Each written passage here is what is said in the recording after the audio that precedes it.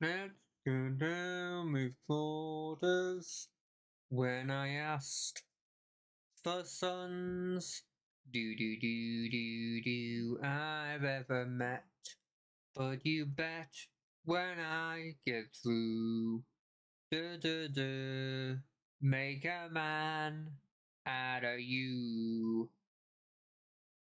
Be a man.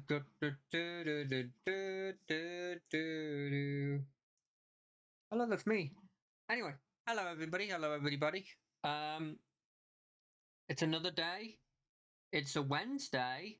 It could be the final Wednesday of Rogue Trader for a while, but I've got this sneaking suspicion I might smack my head against this boss another, like this stream and the next Wednesday stream is my guess. I'm kind of hoping that's not what happened, but what happens, but we can. I'm slightly worried that that is what it's gonna be.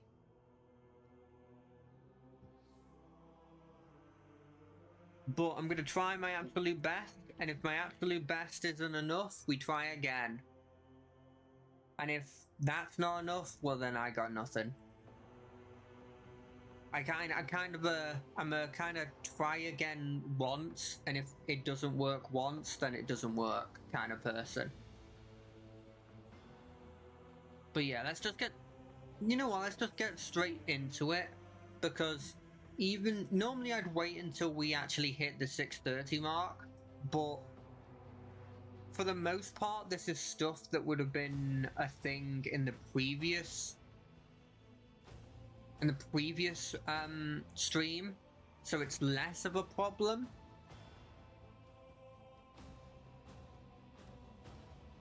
So we'll see what happens.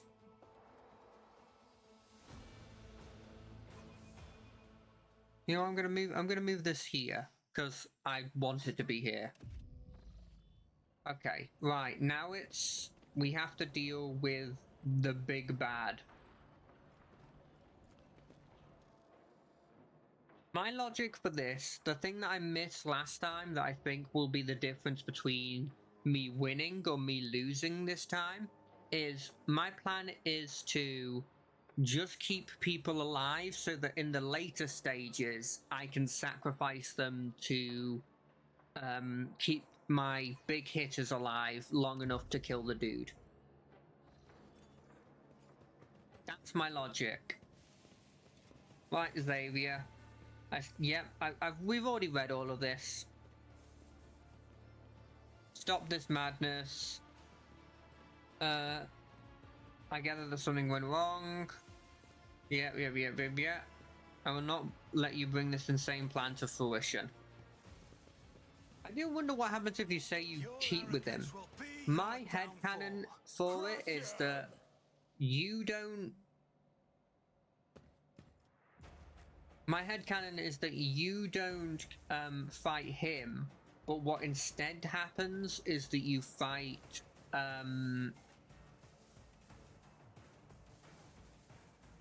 you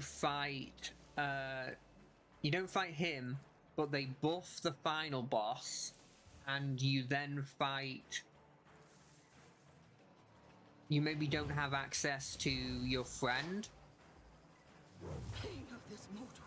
Okay, attack Incendia. Incendia's the lady I'm kind of fine getting hit. Especially if you're planning to only do these kinds of levels of damage. I don't know how you got your second attack though. Just designate a target. Okay, let's see if we can take down some of these tech savants. Or tech sororitas, or whatever they're called. How are we doing on damage? It's likely. So what we're going to do is we're going to call the ball to increase the damage, and we're just going to finish this person off. Another soul slips beyond the veil. And then we're going to put this on this dude. And we're going to maybe try and kill this guy. Your Xenos pet. I hear you moving. No more. And then just sort of attack, like, probably this dude. So my plan is to remove any enemy that isn't the boss, and so leave only the dudes, only him. And once there's only him left, I potentially can just do a load of damage to that guy. Really? 48% chance is the best I can do. That feels wrong. Faith without deeds is What about like this? 48% chance. I guess there's like 2 instances where they can hit and it won't hit here. Won't hit her. As the Emperor commands, I act. And then we're going to move to here, which will be perfect for me to do this attack.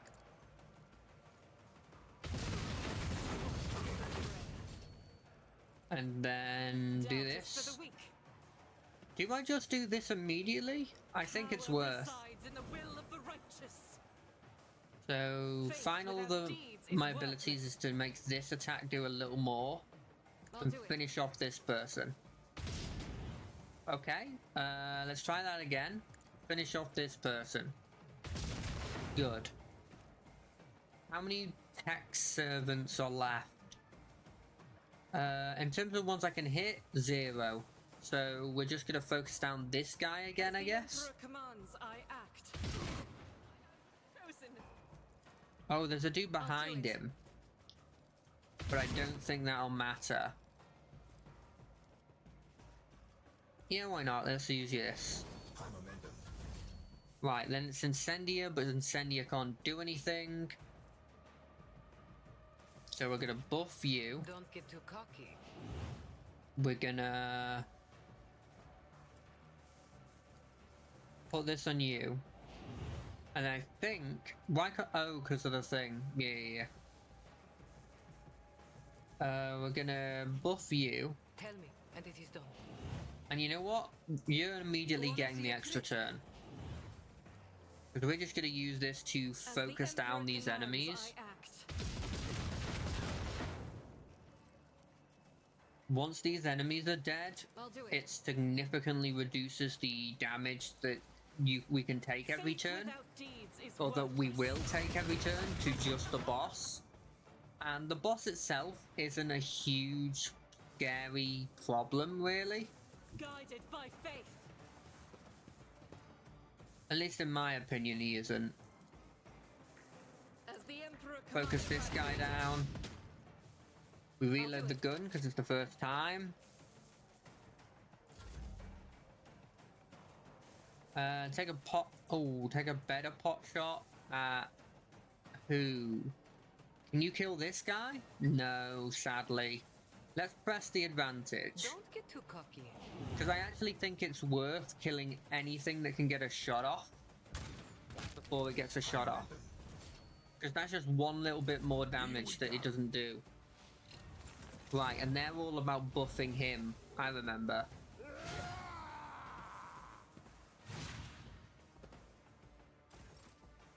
Incendia has a turn, Incendia doesn't get a turn.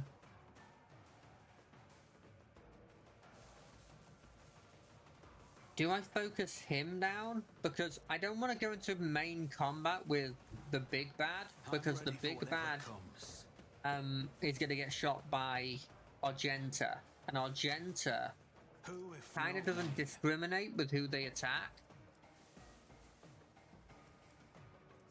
This just inflicts bleeding, but does the exact same damage as this attack. I don't think that's worth. Let's just put another little thing on you. Let's put this up. Let's put this up.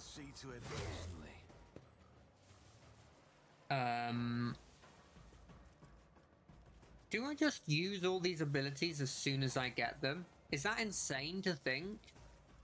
No, it's not insane. It's the exact right amount of sane. It's as good as done.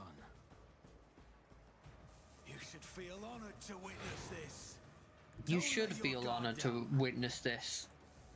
I'll make it happen. Look at that damage.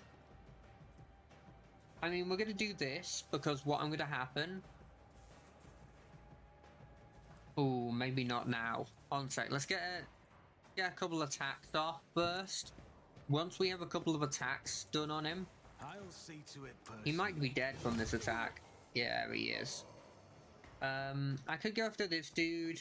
I could start doing damage to the Inquisitor guy, but I really don't want to get into melee with him. So I think I'm going to focus down this dude, which probably feels like the wrong decision, but I think it's the right decision. If you survive this attack, you get a free hit on me. You didn't survive. That's my turn. Jay? Oh, it's your actual turn now. Argenta can get another turn, but the problem with this is many problems, but more importantly, the biggest problem that for some reason I can't choose you. Oh, because you're probably stunned. That would make a lot of sense. Well, if you're dead, like, I don't know if I particularly care. With the right incentive. Like, it's nothing personal, it's just you're not like a huge part of my retinue's ability. Am I getting paid for this? I don't know what to do because Argenta doesn't want to actually shoot because she'll be shooting into a combat where she can't use her big weapon. I guess she can just use her little weapons. The enemies of the Emperor will be undone. There's a decent amount of damage you can do with just the little weapons, I think. So we move to here. We burn this guy because flame damage is pretty decent to stack on stuff, I feel.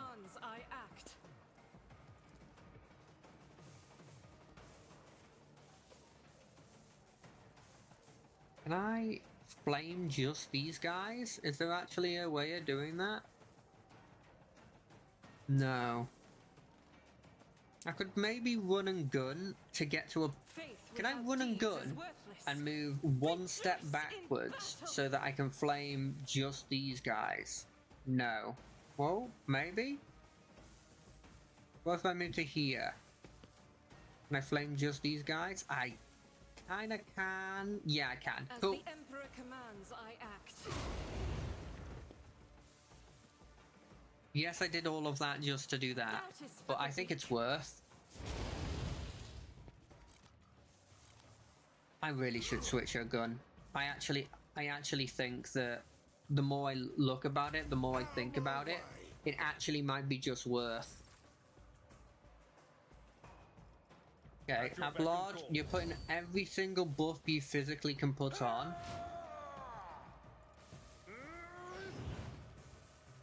I wish you could I could also make you immune to enemy fire. That would be really useful at this point. I don't even think this will do anything, because if I remember correctly, doesn't he have like immunity to taunting effects or something? Yeah, it feels like he does. Pain is temporary. Legacy is forever. Wow, and that was half damage because I think they were within the rockcrete thing. Oh, has it glitched? Is this it glitching because it doesn't understand what to do? Are you glitching, Xavier? Alcazar? Are you glitching? You gotta tell me if you're glitching. Come on, baby. Come on. Yeah. I had to call him a baby, apparently? Apparently that was the thing that made him realize what was happening? If it serves your cause. I mean, This tedium each their own, I guess. Fortune favors the swift. It's the bold. It's really the bold. Everyone says the bold. I understand your intent. Argenta. Now, what you can do is you can shoot just him. Never mind, you can't just shoot him. Well, I mean, you can, just with the basic shot. But that's not what you want to do.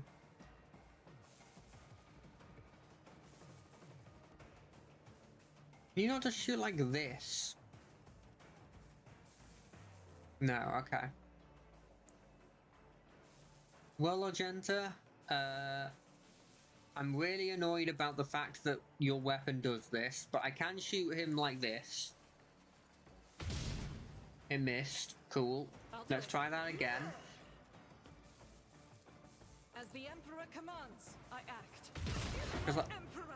I still think that In having thy you light do I this stand, is more and thy than light I crave. does more than like having anyone else do anything. I'll do it.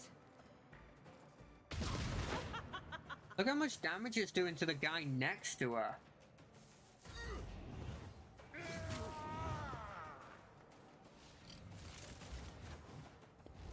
God, he really does just put every buff on everyone. Grey hair, sure hair. Oh, I love the parrying. I can still This is why it was so strange when we were fighting like the copies of me. How they were like so freaking powerful for like seemingly no reason. rejoice in service.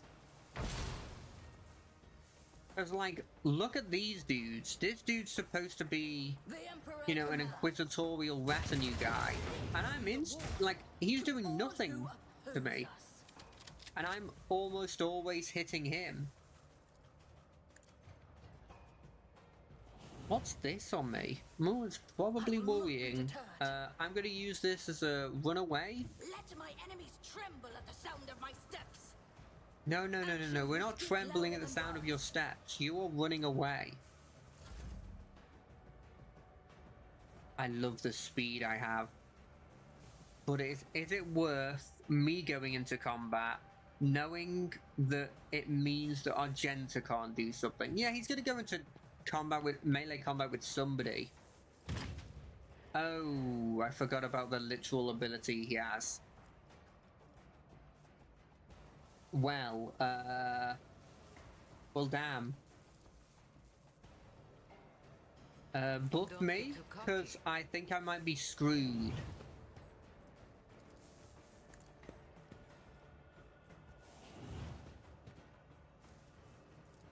I can do that. Ablard, with the right oh buddy, incentive. oh pal. You know what? Move, move, Tell me, move, and it Ablard. is done. If he's gonna have one person in melee with you, I've seen worse battles than this in my time. what? That works on 2 people? Shoot him in the head. No, okay, I can't do that either. Am I getting paid for this? Eldar, shoot him in the head.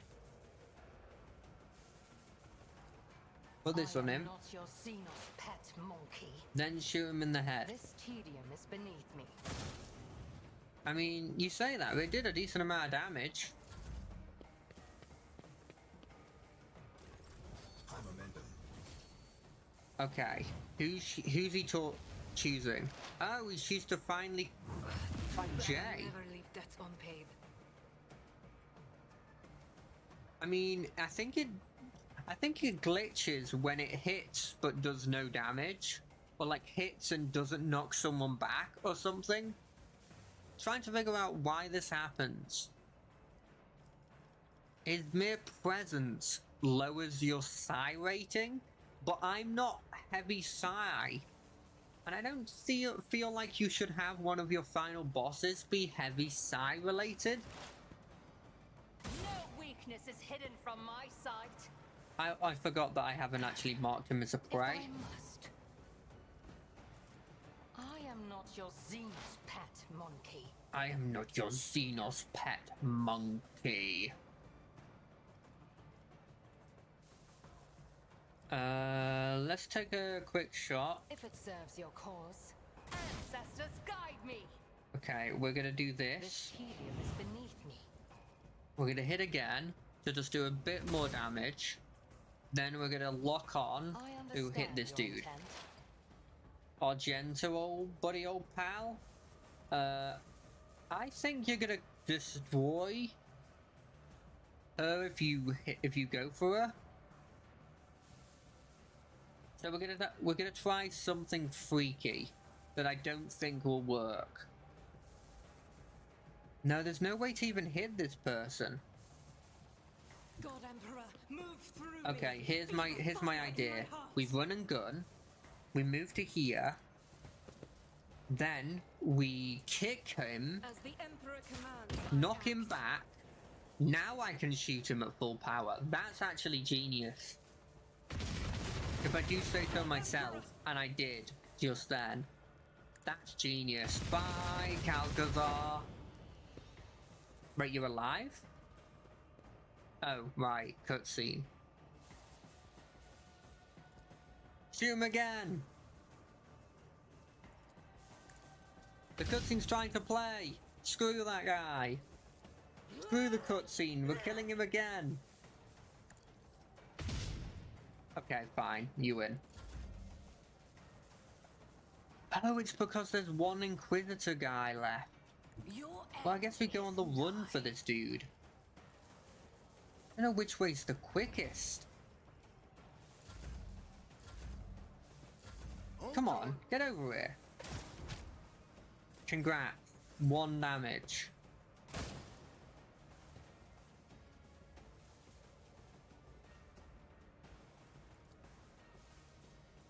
Can I shoot him from here?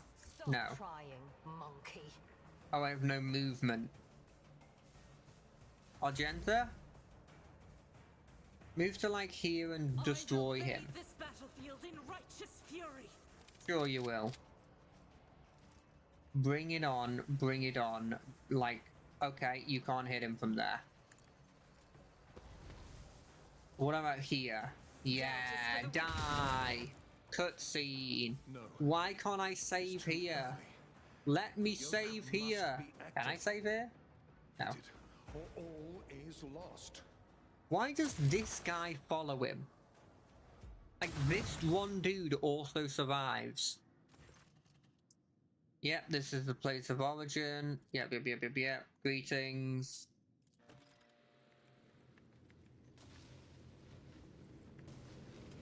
He tries to summon a shard of Catan. It horrendously fails.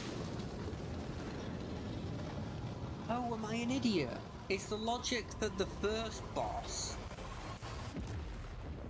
is supposed to deal with your psychic ability, and then the second boss is supposed to be pretty decent to fight as a psychic user.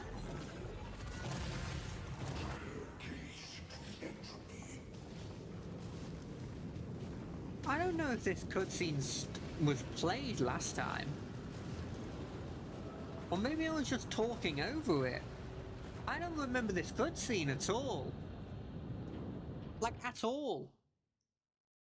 Your kind has no right to exist. Can I save here? Cosmic terror. You can. Okay, we're saving here.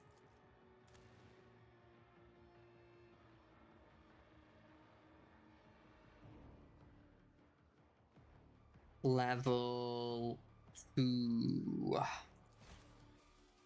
Okay, if we beat this boss first time, then we immediately switch to playing some Baldur's Gate. Well, more like character creation for Baldur's Gate. Now, this is going to be an interesting situation because realistically, there's an argument to not sending anyone in except for maybe Argenta until they like into melee with these guys, until we get access to the extra forms appearing.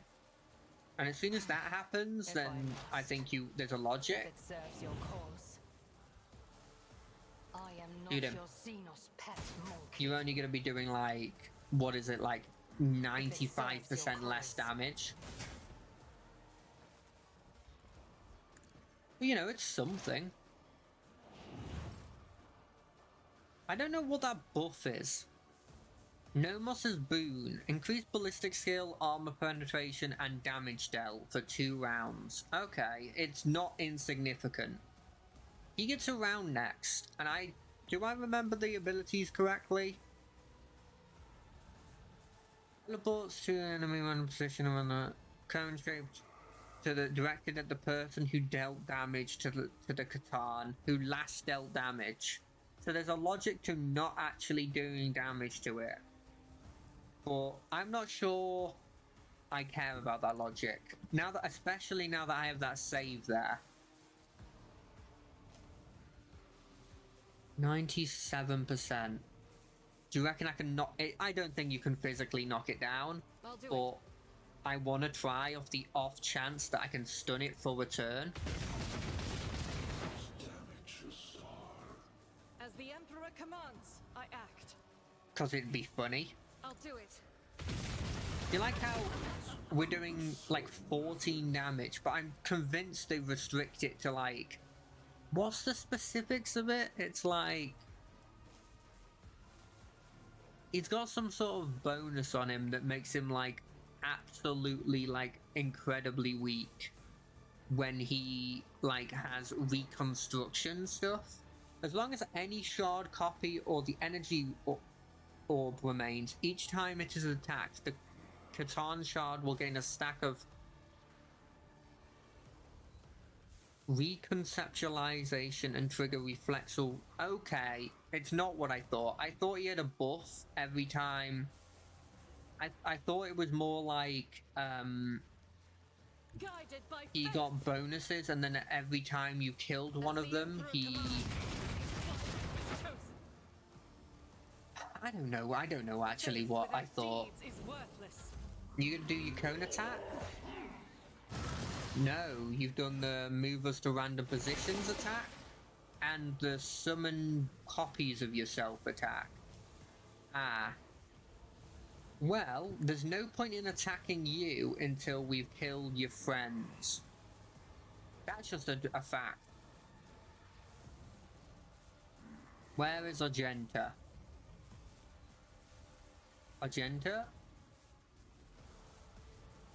I cannot comply. Oh, you're all the way over there. I can't buff you. I guess I'll buff me. So we're gonna burn you to the ground. That's not an insignificant amount of damage. Especially for what not my like top damage dealers. To be able to do some decent damage is not bad. And so shall it be done. Oh shit, reloading your gun is an action he can shoot you in. Okay, good to know.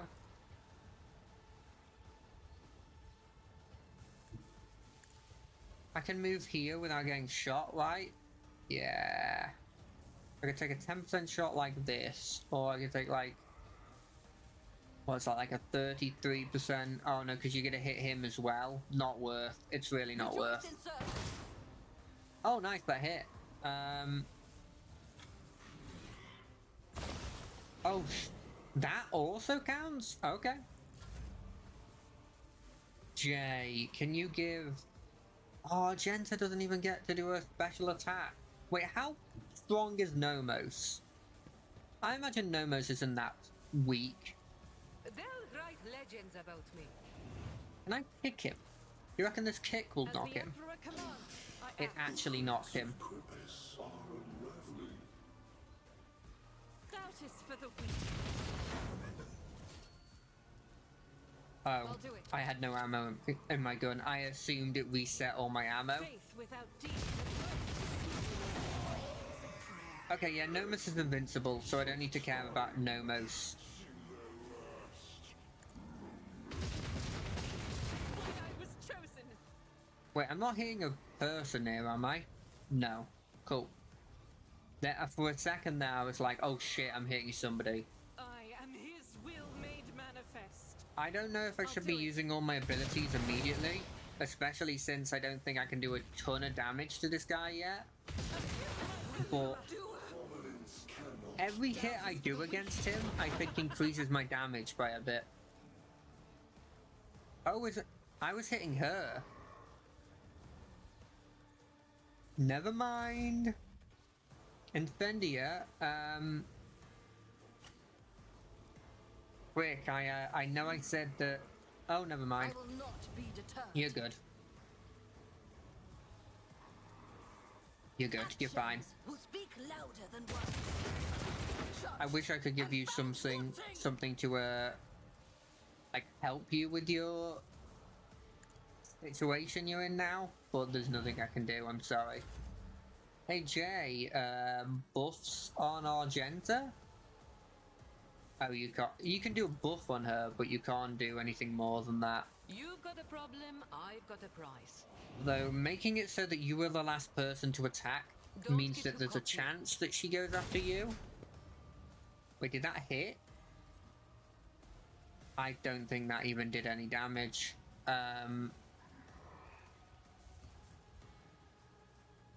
Good luck, I can do that. Incendia. With the right incentive. That gave you 1 health. Good luck, Incendia. 30 health is 30 health. Tell me, and it is done. Oh, it's your actual turn. Never mind, you're fine. Am I getting paid for this? You're still not fine at all. I can do that with the right incentive. Let's be honest, it's not the greatest situation for you. There is a hope that maybe that she can get hit now instead of you. But it's a small hope.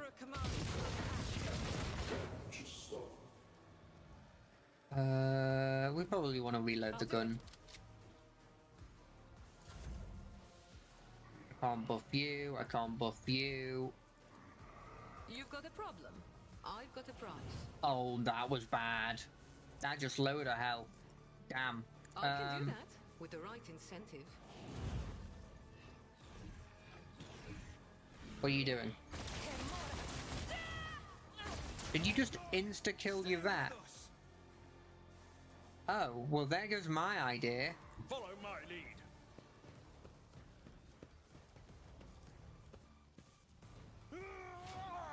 I mean, it's not the worst person to lose, but it's not good to lose them so early on in the fight. It will be done.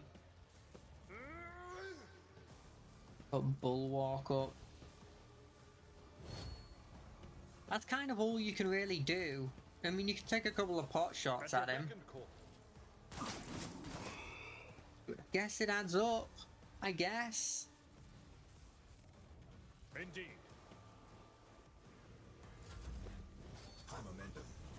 I don't know if I want to go into...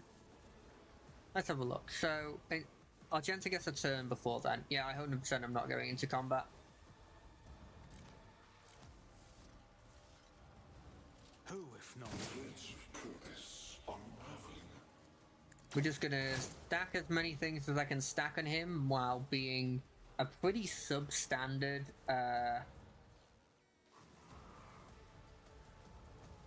Can I get Argenta in this? No. A pretty substandard, On it. damage dealer when not in melee. Oh, did you buff her? What did you buff her with? Increased ballistic armor and... Okay, that was insane. I guess we try and kill? As the Emperor commands. I don't know if that's made a huge difference to her damage. I'll do it. It might have had a small effect. Doubt is for the weak.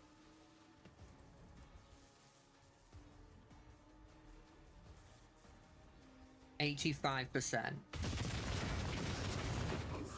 It's done something. In thy light I stand, and thy light I pray. I'm assuming that I'm supposed to deal with those, but I've never been able to shoot them, so I haven't. Or maybe that just means that I can do more damage to him.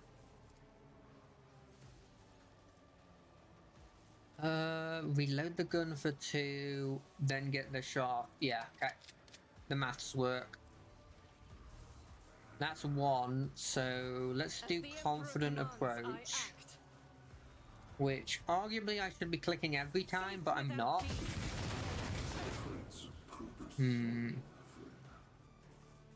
We'll never know if that was worth it.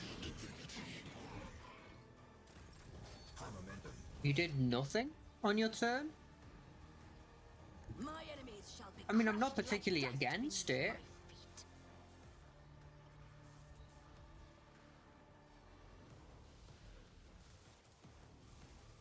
Yeah, sure. Jai Haydari. Remember the name. I don't think that did a particular lot, but I wanted to use the cool move. And so shall it be done.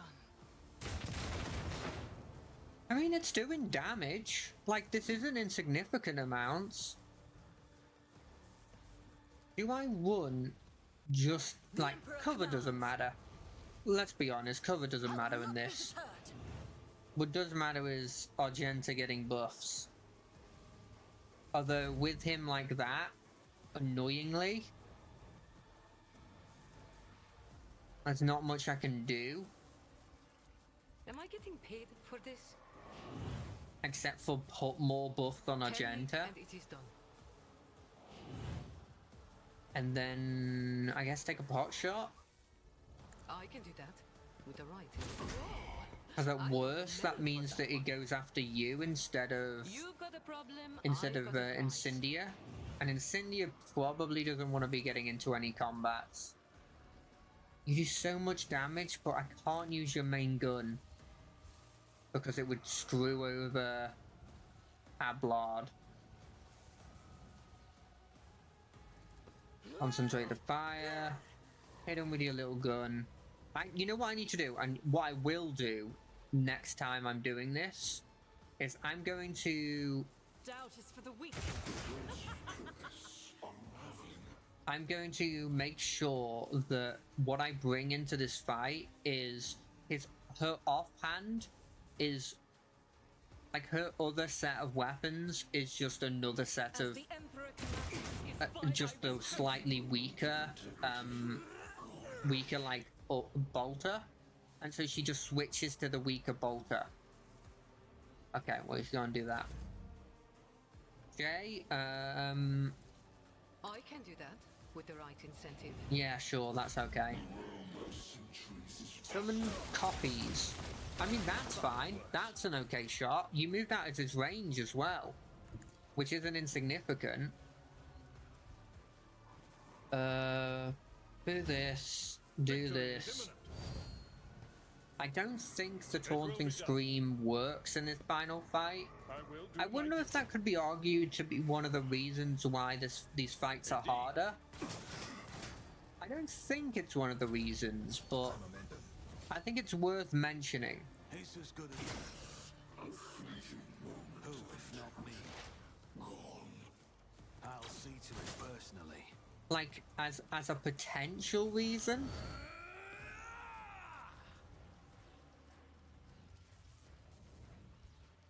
I still can't get anyone with that. Another buff to Argenta? Oh, you spoil me, Nomos. You spoil me. I'll do it. I don't know why my damage against him suddenly got weaker. Faith without I guess deed. maybe phase 2 he gets stronger. Right, yes, he starts doing this. Now, I can't kill that because he's there, she's there, which is a shame. But I can kill this very likely if I just move a bit. Can I kill this one from here? I could. I definitely could if I did this. Right. 74% chance. Yeah, that's worth taking. I act. When does the energy ball go? I hope it doesn't go next turn, in which case I lose. I'll do it.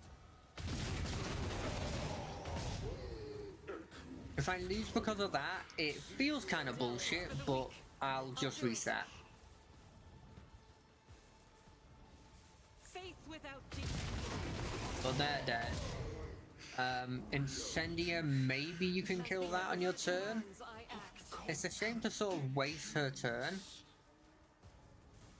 There's nothing I can really do in this situation except I'll try this. I don't think it'll work. Let's see if I can kick the ball. Okay, I couldn't kick the ball. I'll take a pot shot with, like, the flamer. Is a prayer. Yet the spirit. Okay, I killed Incendia. Blessed are those who sacrifice for the Imperium. That is actually kind of a bit of a shame. That is really sad. And it is done. Don't get too cocky. But I mean, I don't think there was a. I don't feel like it was obvious that that was going to do that. With the right.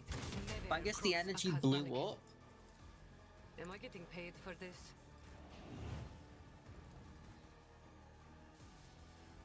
Yeah, shooter. Okay, he's knocked into his I'm getting energy from another area phase. As the Emperor commands. Okay. We're knocking him down to, we're doing about 1,200 a shot. As the Emperor commands. What's happening here? Okay. Is he just having another turn? Just a minor setback. Okay. Summoned a copy. Is it only one copy? One. It's just a simple copy. Okay, he did like a. I'm gonna disappear For the weak. and leave a copy behind. Got it. As the Emperor commands, I act. And his damage is getting insane because now even Argenta, well not Argenta, sorry, even Ablard's having a problem dealing with the damage. And Ablard's whole thing is tanking. Like he literally has nothing else, he just At your tanks. beck and call. Victory is imminent. Bulwark. This. It's a really weird tank where he can't get into melee with them. How is he doing on health? He's got about 3,000 left. That's not bad. If Argenta gets another turn, there is a very good chance he can deal with that much damage, assuming we're in melee with no one. And based on what I'm seeing, that's very likely to happen. Because unless I knock it down to another bit that they does this do anything? No, it does nothing. Well, I'm wasting abilities and I think I'm still confident of our win. Only 2 bullets left? What are you doing? Reload your gun. 100%. Okay, I'm very likely to kill this guy then. See that? It's like 4 shots, each doing 200 and something. Yeah, that I think that maths works out. Nice! I didn't expect that to happen first round. Oh wait, is this second phase?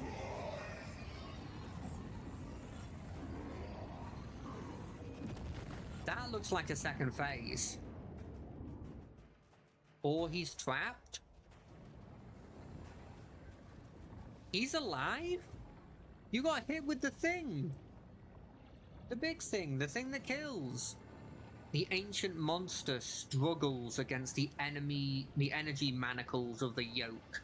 Its impossible powers that make reality itself burst at the seams are now being forced into a compact dungeon, quark by quark, returning it to a cruel and painful non-existence. In the moment it could struggle harder, but something is hindering it. You are the cause of these hindrances.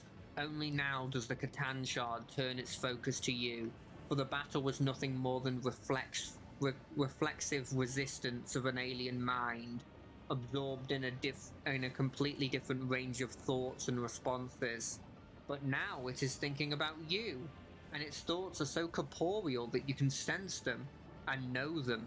It seeks an end to the confrontation, It is capable of resolving it in a way that would benefit all.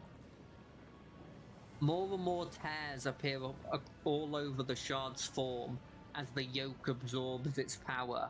It becomes increasingly harder for the shard to maintain its physical structure. Each imperfection you inflict brings the star predator closer to imprisonment.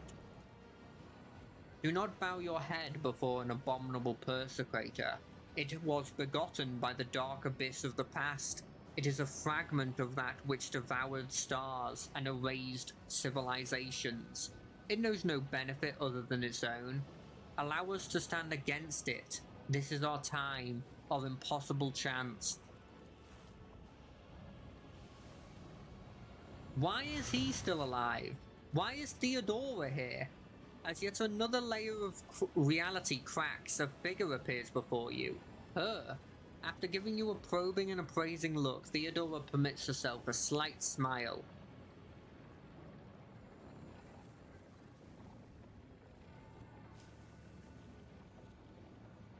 Yeah, why not? Particles of reality around you began to boil, trying to heal the wound upon existence and prevent her from entering your version of reality. You and she can exchange words, thoughts, glances, but physical connection is impossible. You are merely fleeting phantoms that could scatter at any moment.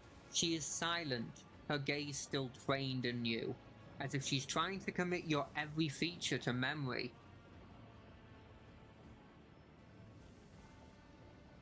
You and Calcasar did so many terrible things in pursuit of your ambition. Tell me, was it worth it?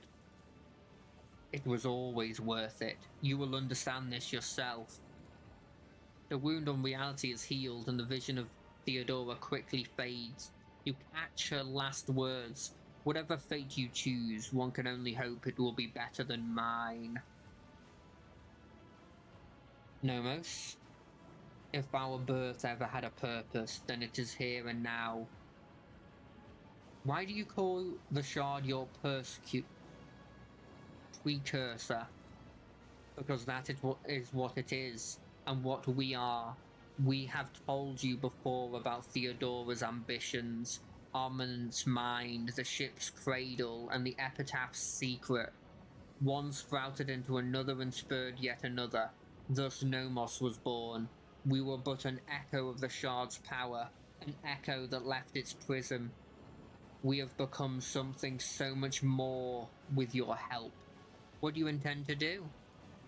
Clash with the precursor, touch it, absorb it, so that the reflection becomes the object reflected, so that the shard becomes Nomos. Then and only then will its threat be eradicated forever. Do you think you can do it, Nomos? And what will happen afterwards? We stand at the threshold of probabilities and outside the bounds of the predictable. It is beyond possible to know whether we can or cannot. But we believe that we can, and that is what drives us to try. And if we succeed, we will obtain power beyond compare. We will become a shield against any threat in whatever form it may manifest itself. I've made my decision. Yeah, Nomos, go for it. Act now, my child. We are ready for the most important battle of our life. Wish us luck. Nomos steps towards the shard and the whole world explodes into a terrifying whirlwind. You can hear the colours and see the touches. Ice burns your hand while fire leaves you freezing. And in the midst of this madness, you can clearly sense a battle raging. A clash of two beings, one endlessly ancient and the other endlessly young. Come on, Nomos! Come on, Nomos! Come on, Nomos, you got this! I'm sure I've made the bad decisions and actually you don't got this, but I believe in you. I believe in you, Nomos! The power of the Catan shard is such that it redefines the very notion of power. But it has a weakness, one that you can only see now. You can see only now. With the shard and its rival standing face to face, the shard is just that, a shard. It is incomplete. It is not whole, and it cannot be what the Catan was before. What opposed the shard is something entirely different, an undivided sentient being with clear purpose in mind, akin to a well-aimed arrow, and the one who fletched and loosed this arrow was you. The battle goes on and on and on, outrunning the course of time, but you do not need the gift of clairvoyance to know who emerged victorious. Come on. It sounded like I won. It sounded very much like I won.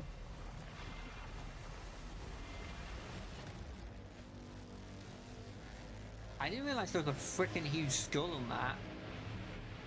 That looks like a human skull, though. There wouldn't be a human skull in it. There'd be a Necrontyr skull. The Catan was transmuted into a new form, and their name was Nomos. Possessing the power of an ancient being and nurtured by the rogue trader, the young star god watched over the Coronis expanse, their new dominion, with curiosity. Gathering its bleeding worlds together again, the rogue trader dared to build something more noble and civilized in the expanse, a haven for those drifting and unprotected. In the strict hierarchy of the Imperium, it would be an unbound frontier, where freedom and compassion were not wholly extinct. The shackled monster under Valencia's control, I don't know if it's shackled, ensured the survival of this fledgling utopia. The Star God destroyed all who threatened its peaceful civilians and instilled fear in those of little faith. The expanse tasted the sweet fruit of freedom and tolerance with reverent fear. The Imperium could not forgive such insolent deviation from the order prescribed by Holy Terror. The Von Valencian dynasty were accused of the sedation formation of their own empire. An invasion gathered in the Calaxis sector, and the lifespan of the young utopia was as short as its creator. Protecting the young kingdom of freedom, Nomos created dimensional barriers that cut the Coronis expanse off from the Imperium, more soundly than the Great Rift. The humanity of the expanse were left in isolation. Relying only on themselves, they either had to build something new and different from the Imperium, or fall to the horrors lurking in the darkness. The ideals that Wilbur von Valencia was committed to were alien to the Imperium, but close to the hearts of many in the expanse. Anyone who could not resolve a dispute or who denied justice rushed to the palace of the rogue trader in search of mercy. Having learned a bitter lesson and footfall, Incendia Corridor let go of her fanatic zeal. Relinquishing the reins of power, she secluded herself in a cloister world. The time of purges passed, and with it the time of law and order. In the power vacuum that followed, the dark legacy of the abominable Aspice reared its ugly head, and Incendia's dominion gradually devolved into a nest of criminal and pirates. The era of Kalagos' cruelty and wrath came to an end. Only then did the many terrified witnesses to his vile crimes step forward to recount them. Memories of the good, prosperous years from the Protectorate under the wise rule of Kalagos Winterscale were eclipsed by the legacy of his innumerable and bloody crimes. Yvain Winterscale underwent her Magnia Assassinio and became his dynasty's new rogue trader. Many said that the noble Yvain lacked firmness of judgment, yet he had more than enough trust even in those who were unworthy of it. The young rogue trader did not forget those who had saved him from the Rykard system, or the favours that House von Valencia had bestowed on the Winterscales. The cult of Saint Duras continued its indefatigable struggle to spread the faith around the expanse and expose the vile transgressions of the authorities. The stronger and wealthier a planet was, the less its rulers wanted to see the black-clad creatures. Riots and assassinations pushed the cult to the place where it felt most confident, the frontier. After the death of Reverend Hieronymus Doloroso, a man called Chaplain took over the leadership of the Durasian mission. He hid his name, but not his crimes or his piratical past.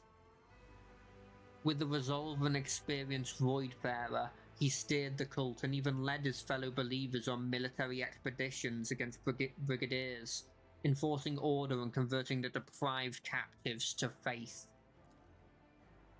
In the following years, the Cognizance fleet slowly and deliberately left the explored systems of the Expanse for the furthest remote regions.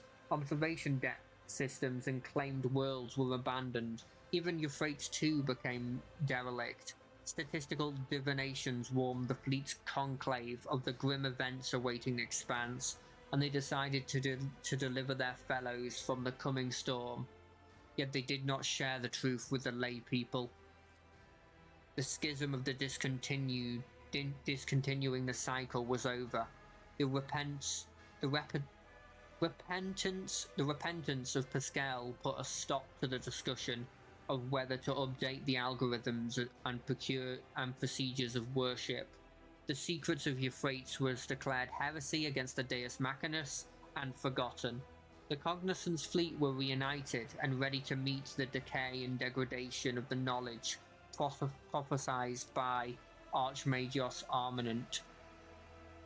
The crisis in the Expanse dealt a serious blow to the business interests of the Fellowship of the Void. Having no powerful allies, they retreated into the darkness of frontier systems. The hard life they faced there forged them into a new tribe, furious, wild, and willing to do anything for survival. They swore to return and retake what had once been theirs. The first command that Riser issued after a miraculous rescue on Footfall was the complete extermination of all worshippers of the Dark God among the Fellowship of the Void. The old pirate wanted to find another way for her people to survive. The former renegade hoped to live by the law, working as a mercenary and trader. When it seemed they were finally on the path to a peaceful life, the Imperial Navy conducted a flash raid and destroyed all their ships. Those who survived the Blood Path were publicly hanged. Jesus. Violence throughout the Expanse put many on their guard. As a result, the Casablanca mission's business declined. Soon rumors surfaced among the cold traders about a so-called commission that had been made through the Maw into the Expanse. Its professed purpose was to audit assets and take measures to restructure operations. These words carried with them an ominous threat. Vladimir Turka, as Liege of Footfall, survived 14 assassination attempts and thwarted no less than 2,000 schemers before a shot finally took his life. The esteemed Liege funeral was held in great secrecy, with only his closest entourage being permitted to view his corpse, which spawned some peculiar rumors that he might not be dead.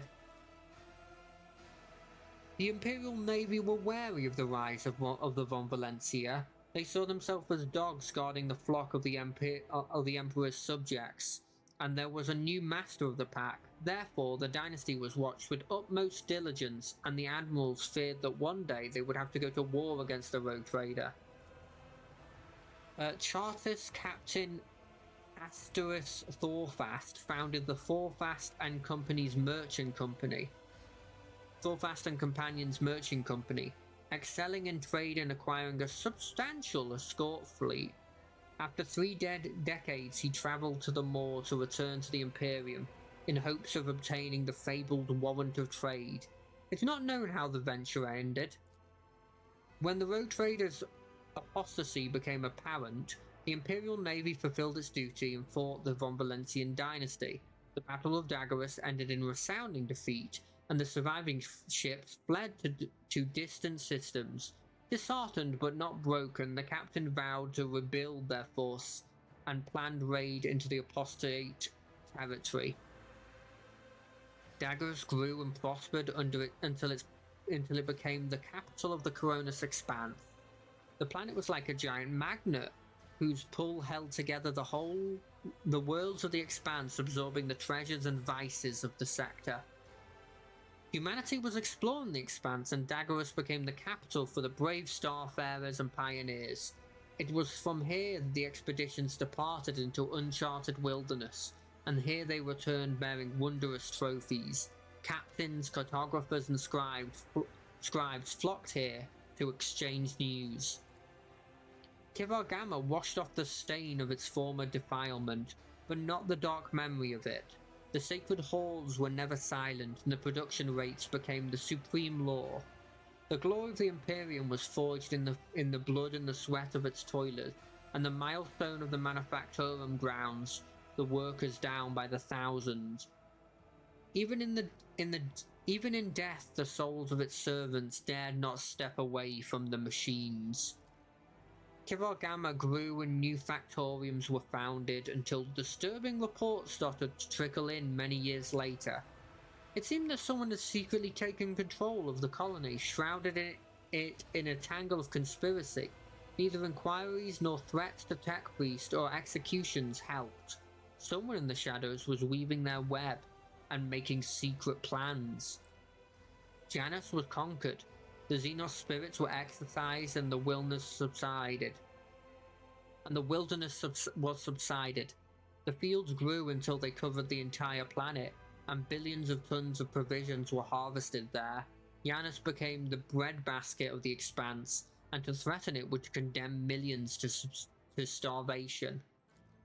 The nobility of the Expanse appreciated the idyllic conditions of the pearl-like paradise world. White castles rose above the agri complexes and their mud, and the shining knights of Janus gifted the sector with many a hero who covered themselves in glory. Despite grim expectations, the coexistence of human and the Eldar did not lead to enmity. Janus had faced many trials, and the struggle against them brought the two people together. Though they did not develop an affection for one another, but they learned to speak with no weapons in their hands. More than one dangerous xenophile schism was born on Janus. The minds of Vegos 5 grew deeper and deeper, and soon the planet became the darkest and most frightening colony on the Expanse. The final stop for the exiles and the damned, the brutal, hardened inhabitants of the Death World, feared neither human nor xeno horror, knew no mercy, and were known as the most fearsome fighters in the sector, who had traded their lives for the right to leave the eternal darkness of the mine. Guarded, luxurious mansions were built under the climate dome, surrounded by clouds of poison. They housed so many powerful blackguards, persecuted aristocrats, and wealthy scoundrels. The Vegos gained unimaginable political influence. Such grand and sinister deeds were done there that before long the grim Death World was spoken of as the new political center of the Expanse. No longer secluded and forlorn, Foulstone turned into the spiritual center of the Expanse. Clad in golden power, rulers were there to be anointed for greatness, criminals for penance, and the righteous for encouragement, and there was no end in sight. Treasure and influence quickly corrupted the supreme hierarch of Foulstone, turning them into a courtier of venal egotists anointed by greed. As they did dirty deeds under the cover of holy vestments, their power steadily grew. It's hardly surprising that a few years later the hierarchs of Foulstone recognized the blood relationship between the patrons of their patrons of Von Valentian dynasty and the Saint Cogitus herself. The fate of the pure-voiced prophet, guardian of the hallowed crucible, was a sad one. After visiting 7 worlds and bestowing the blessing of transformation upon them, he perished at the hands of a bloodthirsty Drukhari pirate, along with his retinue and the priceless relic. Damn! After recovering from Corridor's regime, Footfall reclaimed its status as the trading hub of the Expanse. Having learned the bitter lesson, Bladaim created the Footfall Partisan Militia, a well-equipped mercenary army that answered only to him. A modicum of order returned to the station. The changes that the Von Valentian dynasty brought to the brought to the footfall endured on the station long after. Poorhouses opened up by the order of the rogue trader saved many hungry and homeless from death. Unfortunately, this disrupted the station's delicate ecosystem, no longer freezing to death in empty compartments or tormented by epidemics. Those who lived in poverty on Footfall began to choke the station, leading to a sharp rise in crime, organ traders, illegal augment specialists, and savage gangs. The Rykard system turned into a prudent wound of corruption, poisoning the Expanse. The surreal energies of the yawning warp lesion held its planet together, even in the absence of the gravitational pull of the star, defying the very laws of existence. Immense depravity took root in Rykard Minus, and it poured it out into the Ryle system with vile glee. I don't remember doing something bad there. The people of Rykard Minus, saved by the rogue trader, eventually found a new home. The colony of New Rykard was founded at the edge of Von Valencian Demence. For a short time, the world was a place of equality, as there was almost no aristocrats left to enforce any kind of hierarchy. But within a generation, everything had returned to business as usual. Yesterday's serfs assumed the burdens of authority with pleasure, as well as the right to mistreat those of lower rank. In memory of this world and all who perished on its surface or met a fate worse than death, construction began on the orbital slipway of Footfall of a glorious cathedral ship to be called Rykard's Sacrifice. The miraculous fusion reactor powered its energies and cannons, fueling them with the fierce power of the motive force. With the fall of the unholy patron, the edge of daybreak, the cult of the Final Dawn perished as well. Every cell of the cult was hunted down and eliminated. Rumors that some worshippers of the ruinous power had managed to get away, hiding their writing of their warp-banished lord under their robes, was baseless. Left without a mission or a leader, the word-bearers retreated to the depths of the Immaterium. The last act of vengeance was a bloody assault on Footfall. The populace of several asteroids were eliminated or enslaved, and the statue of the God Emperor was badly damaged. Rumors of the rotting remains of the Eldari craft world spread across the expanse. Explorators, privateers, and Kabalaska agents, and anyone hungry for easy money, all rushed to a frontier system to vie for a piece of the prize. Some were swallowed by the warp, while others perished in the skirmish with their rivals. The most skilled and fortunate returned empty-handed after decades of searching. The colossal ship, as big as the Imperium world, simply vanished, as if it never existed, but the legend of the forbidden treasure lived on, and continued to bring daring souls to ruin. When news of the death of the Master of Flesh reached him, Skidkarhihai sent what was left of the Eldari ship to the most distant stars of the expanse. There, hidden from human eyes with xenotech and sorcery, the Eldari carried on their humble existence, even managed to establish a few contacts among trusted Monkai who helped the Xenos in return for knowledge and technology. Eldari from the fallen craft world Kudratch who once travelled through the darkness of the expanse in a desperate attempt to gather the remains of their kind, were becoming a rarer sight. Even the most skillful Kabaliska agents and the Ordorius bounty hunters with knowledge of Xenos settlements on the edge of the expanse could no longer find their trails. Squads of Eldari rangers suddenly appeared on different worlds and disappeared abruptly, without shedding a drop of blood. Their purpose remained an enigma.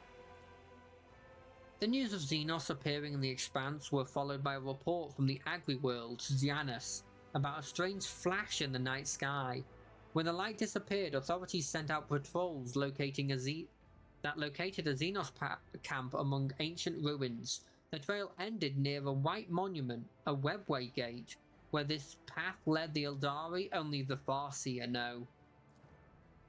Time spent on the same world as Monkai pushed the Farseer Moran towards reflection. When the webway gate awoke on Yanis and the squads of Eldari rangers stepped onto their ancestral world, he averted a bloodshed, granting the Leathan and its new naive citizens his blessing. He disappeared through a shimmering portal, departing for a new world. Sorry, you can't see all of this because my face is there. That's why I'm reading it. Somewhere on the underside of reality lay Comora, woven from the manifold of other dimensions and illuminated as always with the light of the stolen suns. Its streets ever filled with screams of agony. Any misfortune experienced by the Dark City became another scar on its appalling face, lost among the thousands of other vile blemishes. As long as pain pulsed in its blood-soaked spires, the insatiable and unshakable Comora continued its fight through the webway. Along with its unchanging ruler, the leader of the Cabal of the Black Heart, and the most dangerous of the Drukhari, Asdrubal Vecht. The fall of the Cabal of the Weaving Tempest united Comora for a brief, bloody moment. The elite of the Dark City settled their squabbles aside and found a new game in tearing apart the dominion of Archon Ymyrus. The fate of the Weaving Tempest reminded the other cabals that nothing lasts forever in the Dark City, save the city itself. Leaving the Necron system behind, the Star God vengefully obliterated every tomb world of the ancient Xenos race. The old hatred of the Catan, betrayed by their deathless servant, whispered inside him.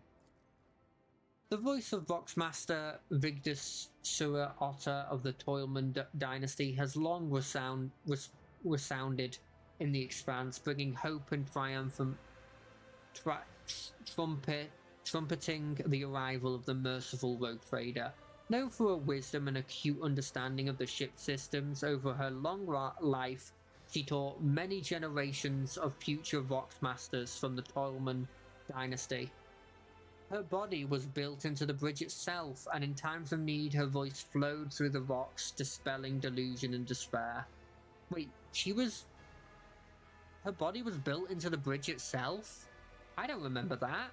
Was that always a thing? I guess you can't see her legs. After years of dedicated service, Master Helmsman Raver was granted, despite his objections, the privilege of rest. The wise servants of the Omnissiah implanted an augment into his brain that restored his ability to sleep. Soon afterwards, something unprecedented happened aboard the ship. The helmsman overslept and missed the start of his watch, but his temper did become much more agreeable from then on. Many years later, High Factorum Janris Danrock sought permission to retire. He said that age has softened his heart and that a more worthy, young and assertive successor should take over his position. There was no shortage of candidates. Under all that fact, Danrock had a sentimental heart. He spared nothing for the orphans of those who had died serving the Rogue Trader. The children were given an excellent education and were eager to serve the Von Valentian dynasty. Urban Driveston cared more about preserving the influence of his line than the well-being of the Protectorate. His blind ambition lost him his governor seat and the respect of his family. Within a few generations, one of the largest houses of Daggerus turned into an obscure family of petty aristocrats. Serena Gaprak missed the moment when her family, which had previously functioned like a well-oiled machine, started to fall apart, racked by infighting. Among her distant relatives, many blamed Serena for the Kiva Gamma disaster. Soon the Gaprak family splintered into warring factions and spent centuries locked in violent struggles. only occasionally punctuated by futile attempts to reunite the house. Members of House Versian served the dynasty faithfully and loyally, amassing more and more power. A century later, they had finally gained the respect and enjoyed by other noble houses. Yet power and luxury can dull any blade. The now pampered and idle aristocrats were scarcely recognized as the descendants of the former Senchal Versian. Clementai Versian, daughter of Ablard and Chancellor of Dagorus, executed her duties irreproachably, and even found time to school the younger generation of her family. She was an equally skilled mentor, chancellor, and political operative. After a century of impeccable service, she surprised everyone by leaving her position and becoming the first mate on a trade ship. She would later admit, like a true Versian, that she had always had a passion for ships and voidfaring. Oh, she had a nice night, like a nice life. Jesus. That's rare. The Harlequin known as Nocturne of Oblivion visit the Expanse once again. Sneaking onto Dagorus, he came to the Rogue Trader's palace and left him a special gift. A case of Eldari crafting, unmistakably ancient and precious, adored with the rune of an eye inside of a triangle. Only the Lord Captain knew what it contained. The Harlequin candidly warned him that he was drawing the Ron Valencian dynasty into a deadly dance, a shaking doom that all will freeze within the thread of the terror's loom. Then he promptly departed. Not without a reason. A few hours later, assassins from the Dark City appeared, following his trail, and were mercilessly killed. Their armor bore the sign of the Cabal of the Black Heart. After months of searching, Dagorus's wardens found the remains of Ecclesiac Scandaler on the lowest level of the Hive. Bukhari artifacts and records discovered beside him indicate that the agent of the Inquisition had been compromised and was working for the Xenos. The old Slith Malice did not risk returning to Comera, where the cult of the Fatal Thirst were exacting revenge on anyone who would help the Rogue Trader. He took to piracy, forming a group from the remnants of the Weaving Tempest, rekindled his old thirst for battle. He seemed to shed a good 100 years off his age like a snakeskin. I don't remember, I thought I killed him. The savage deeds that Gudail Skattov witnessed on Footfall traumatized him forever. His architectural genius was shattered. Only the rare collection of the true connoisseurs held his work written in a shaky hand. Footfall, the ultimate void station and mortuary. Ablard Versian remained the Lord Captain's Senchal and right-hand man until his dying breath. House Versian, cleared of accusations of mutiny, dedicated itself to the Dagorus fleet. When years later Ablard left this world, the worthiest successor of his family received the honor of inheriting the high office of Senchal. Having completed his last journey with the Lord Captain, Ablard Versian, with the gracious permission of the Rogue Trader, left his post as Senchal and took over the helm of his large family. What? That doesn't... Aren't those different? Aren't those both can't happen. House Versian rose among its rivals and were never again the target of persecution, even after their esteemed patriarch died decades later, in his bed surrounded by his grieving loved ones. Ablard's shining memories was blighted only by the rumor of a creeping madness in the twilight of his life. Many said they had seen the esteemed Senchal talking to someone unseen, in a voice filled with unusual tenderness and sorrow. Oh, he's still plagued by the madness of his wife. Oh, I don't know if I even want to read what happened to Argenta. After the battle on Epitaph, Argenta was firmly set on the path of Sistia Repentia. Her former fervor and zeal gave way to a grim, cold resignation. She longed for death, yet death seemed to flee before the former companion of the Lord Captain. Or perhaps she could not find a worthy opponent. So things carried on until one day, while fighting heretics in an uncharted world, Argenta threw herself into a massive inferno to strike down a horrendous warp spawn. Her comrades saw only the shadows in the fire and heard the beast's dying bellow. The flames burned for several days. When they finally subsided, Argenta's body was found among the charred rubble, lifeless but untouched by the fire. In one hand she held her chainsword, in the other hand a shard of the golden aquila she had always kept close ever since her arrival in the Expanse. Oh. Enjoying the privilege of the mercantile tabula officiale, Jay Hadara found her way into the heart of the Expanse's underworld. She became known as the Baroness of Shadows. Having amassed so much wealth and influence, she came to control the economic fate of the sector. Even the most powerful figures in the Expanse were forced to reckon with her and despise her. For a long time, Jay was able to thwart the attempts on her life, until one day she disappeared. But many continue to believe that she still rules the Expanse, from shadows even deeper than before. Inquisitor Heinrich von Kalex continued to serve the Imperium and vanished under mysterious circumstances later on, after receiving a signal encrypted with inquisitorial code. He travelled to an unknown distant world from which he never returned. Idara Talas lived several more years after the Rogue Traders' grand campaign and epitaph. Despite her short life, she left behind many legends and tales of her adventures in the Lord Captain's service, and of a terrible warp phenomena that she manifest. Shortly before her death, Idara vanished from her post. Jay disappeared with her. When Jay returned many cycles later, she declared that Idara's last days had been full of joy and adventure, and that her greatest pleasure had been watching the void whales play. Aww, she had a good life. Coming before the conclave of the Cognizance Fleet, Pascal repented of the schism.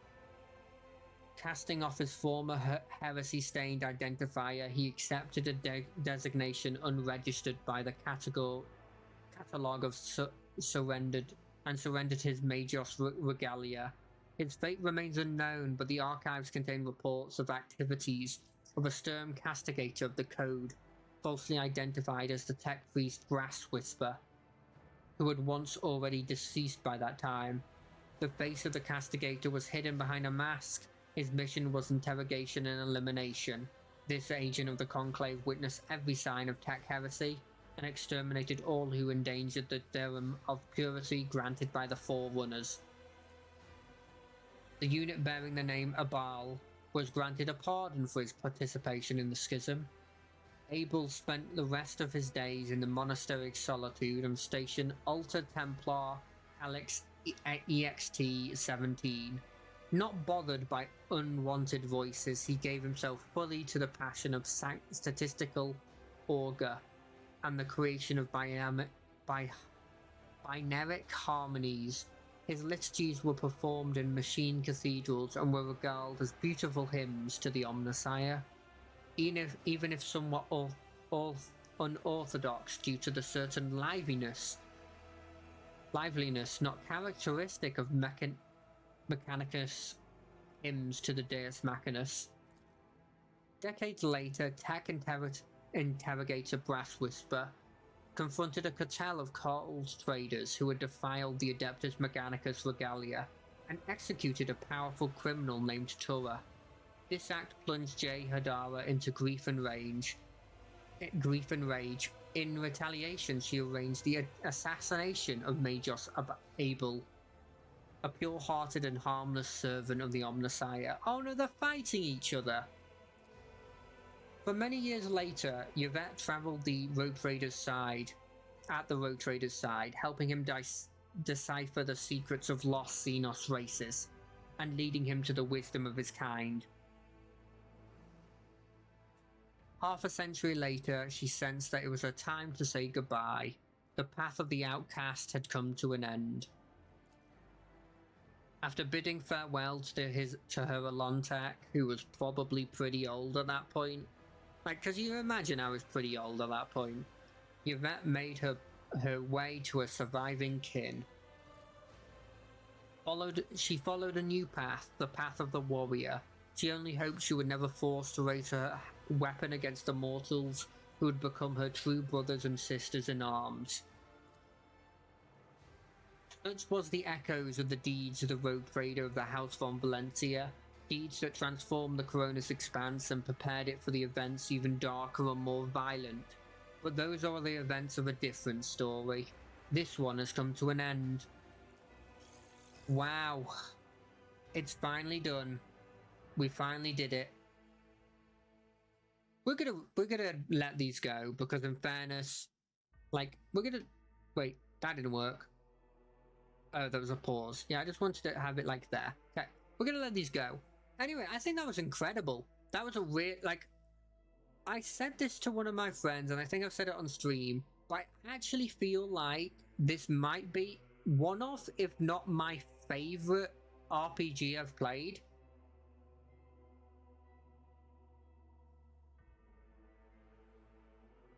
That's a blimmin' cool name. Anastasia Naisroy Rio Simonova. Fucking hell, that's a great name. Anyway, yeah, this has been incredible. I've absolutely adored it. It's probably like... It's definitely up there as my favorite, if not one of them. Just because I had so much fun, like, playing through it. I loved watching... I loved the world, and this was a really good brief, like, look into the world. I feel like I feel like more so than in any RPG, and it might be because I got into the story a bit more because I had to read it through because I was streaming it. But more than any of the RPGs I've played, I think this is the one that I got most into the story. Look at that, Nika No Way Nikki. Steel Harpy, what a name! I think it's one of those ones that I got so into the story that taco seller. I got so into the story that I felt like I made every wrong decision. You know, you just go into it and you go like, oh, this was a bad ending, this was a bad ending, this was a bad ending. And I think to a certain extent, yes, I'm probably have gotten a couple of bad endings, but I think generally, what I need to sort of realize is that I think every ending in this has like a hint of bad to it, you know? Like a tiny bit of like bad stuff in it, because you're not supposed to get just a good ending, you know? It's supposed to be one of those ones where you get like a combination of good, a combination of bad. Insulin Racer. Sorry, I'm looking at the nicknames they have occasionally. Llanowar. Oh, is that a Magic the Gathering reference? Or maybe is that actually a place? Oh, I'm gonna feel really stupid if that's just a place. But yeah, it's been a great game. My regrets are, I regret not choosing the right decisions to keep Argenta's faith. I thought she was a good person, but obviously the magic ship didn't. I regret not choosing the right decisions to make it so that Cassia was a bit more independent. Because I really feel like if I chose them, she would have been an interesting character to keep around. But on the flip side, it did allow us to play more... I guess it allowed us to play a bit more of the... all the other, like, guys that we normally wouldn't have played because we would have had her. So maybe it would have been okay. Maybe it's fine. Wiki contributor. That's a nice thing to talk about. So yeah, like, it was a kind of like silver lining kind of thing. I think if I did play this again, which we won't because we'll be playing, I think we'll be playing Baldur's Gate. If I do play this again, I'm probably going to play Heavy Dogmatic or Heavy Heretical. And I'm leaning on the side of Dogmatic because... And I do change my decision every time I talk about this. But I'm leaning on the side of Dogmatic because I'll probably play when the DLC comes out. And when the DLC comes out, she seems dogmatic. I think she's a death cult assassin or something, which I think are part of the Sisters of Battle. So the idea of playing like heavy dogmatic, I can have a group of like Cassia, Argenta, then the new person, have like Ablard, and then like the interrogator.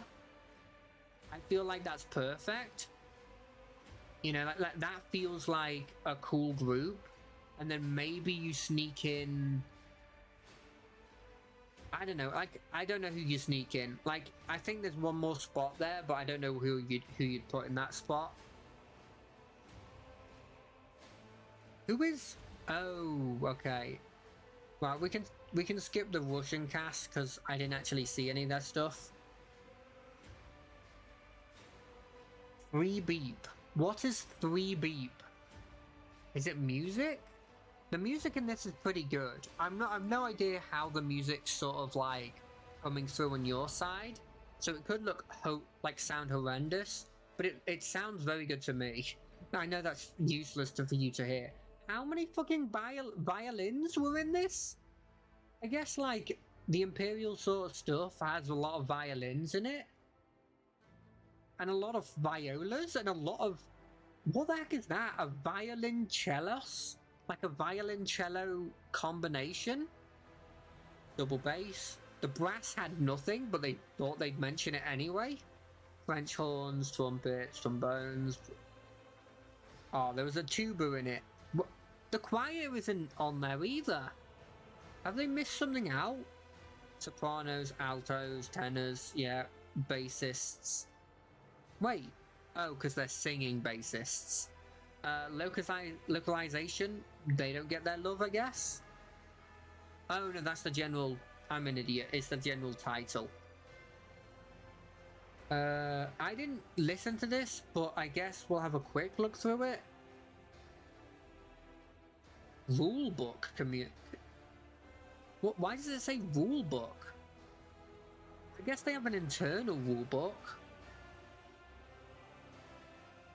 God, they had a lot of artists that they had, and then a lot of artists that then they outsourced to. Middleware. Okay, yeah. Games Workshop, of course. Special thanks to the team at Games Workshop. Are these the teams at Games Workshop? One of them's a Magos Biologus. Fair enough. That guy's an Omicron. He's probably a Mechanicus as well. This dude's a Swearbear. He's a Heretic. Those guys probably want to get him. Popping Fresh. Shameless Promo. Oh, this is still just the A's. Big Ham. What a name. What's your name? Big Ham. A lot of Alexanders in this. Like, normally I don't give these credits, like, anything. But I figured we got a lot out of this game. We may as well give the credit to the people who need it. Oh, and his Inquisitor wife, Kathy. Oh, that person's called Scree. That's the name of one of my D&D characters. I wonder if there's like... I doubt there's anyone here that I'd actually know. But it'd be kind of cool if I did know someone here. And I could go like, ooh, that's a Rogue Harlequin. That person's a blimmin' Stormlord, which probably means he's a Age of Sigmar boy. Oh, I guess he could also be the what's his name from the Necrons. I think he's called the Stormlord as well. Imhotep. Amontech? Well, that's close. Alien Knitter. Bunch of Benjamins. Big Chungle. What a name. It's not Chungus, it's Chungle. Oh, they couldn't get the emote through. Bored. What a name.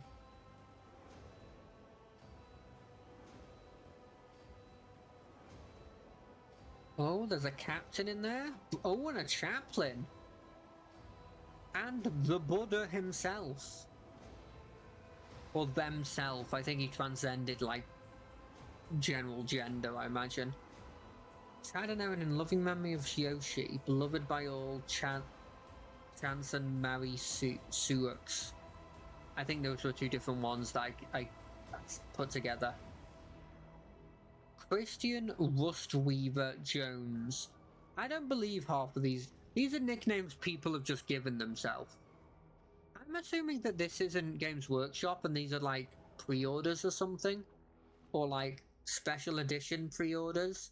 Because I refuse to believe that there's this many people that they were like, hey, let's give them a special thanks in Games Workshop. I would wonder how many employees Games Workshop actually has. I guess you could argue Games Workshop stores are owned by Games Workshop. I'm skipping this now, there's too many of them, I got bored. Wait, quick check for my name stuff. No one with cool names. That's a shame. None of the people with my name decided to go with a cool nickname. I saw that dude, Thousand Sun. I saw you. Joe Wyvern. Definitely not his name. John Wyvern. I refuse to believe that there's someone with the surname Wyvern. This person's the son of like one of the main devils in Blimmin' D&D, and also just in, I guess, biblical mythology.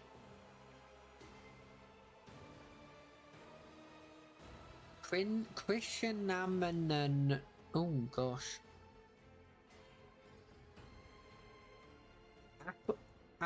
Apple Chain.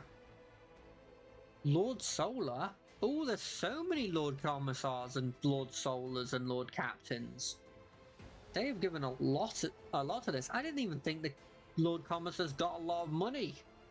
I'm not even sure that money means anything for some of the higher ups in like Imperium society. Yep.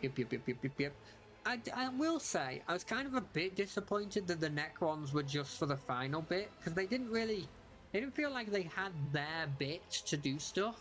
I would have loved to have had more Necron stuff, like earlier, and then obviously you have the final with the Necrons. They did get the final boss. That Inquisitor, though, is like a really disappointing boss. But I guess, I think the logic there is that you don't have to fight him, because I think I could have just said I'll let you do it, and I just don't think I would have gotten the help from Nomos, or given the option for Nomos to take over. I'm not sure if there was an absolute iconoclast decision there. Oh, those were the backers. Why do they have the title after the thing? Anyway, that was great. That was absolutely great. We're gonna go to this Be Right Back. While I exit this game, do a quick change to this. Finished. Oh, probably want to turn off caps lock. Finished. Rogue Trader. Baldur's Gate time? Yeah. That makes sense, right? I probably want to put an extra I in it so it actually makes sense. And then we switch to... You reckon there's a Baldur's Gate 3 category? Bearing in mind it got Game of the Year in every category everywhere. I probably want to take away Warhammer, Rogue Trader, and add like D&D and I guess Baldur's Gate. Right. And then I wonder, I didn't actually check because I didn't think I'd win. I wonder if mine's fully updated.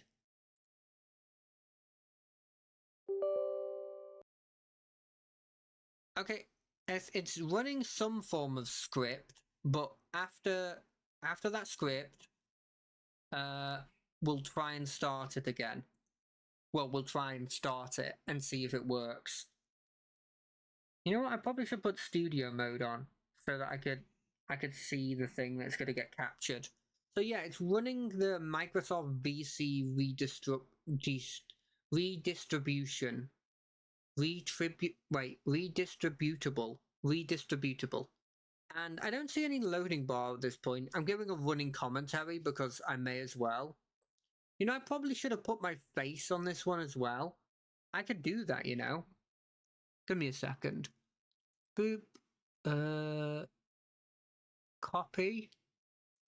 I barely know thee. Boop. Paste. There I am. Hello. I'm a bit small. It's probably fine. Wait, did that work? Give me a second. Transition. Boom. You can see me again. Hello. So yeah, we're gonna click start. We're gonna hope it works. Because they did do an update to the modding, but I don't think that should affect me because I'm not modding. But we'll see if the game catcher and everything works. And we'll start going through maybe figuring out what kind of difficulty we want for our game. I think we'll mainly just do character creation, difficulty management, and that'll probably be it. And we'll that'll be the start. So let's just click here. Right, we'll start a new game. What happens if I go over here? Honor. Custom. You reckon we should go custom? Let's customize. Okay. We don't want single save. I think we want balanced aggression. We probably want balanced power. I feel like we're just gonna go all balanced, but we'll double check. Enemy loadout. Yeah, sure. New mechanics. Some encounters become complex and difficult. Nah, I'm fine with default.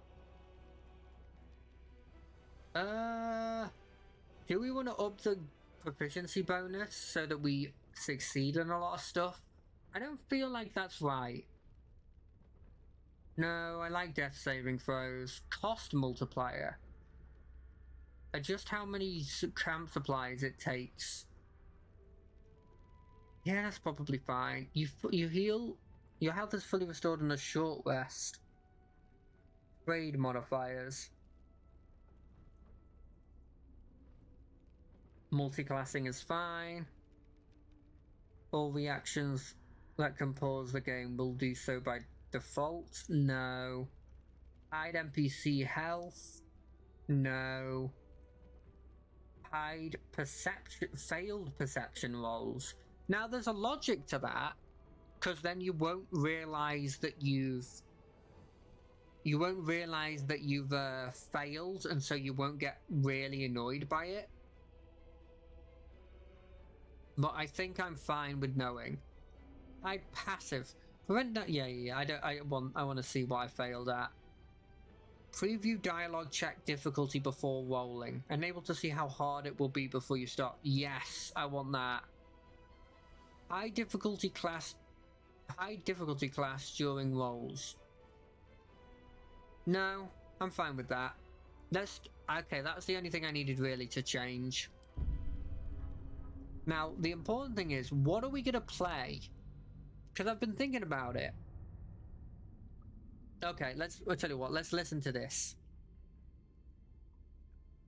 I've already seen this, but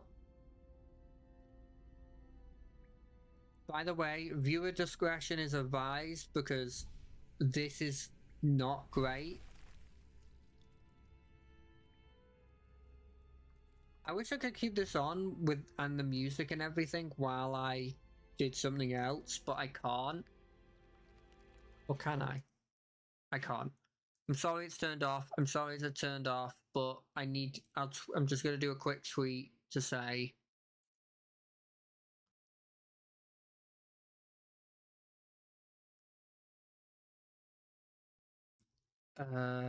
we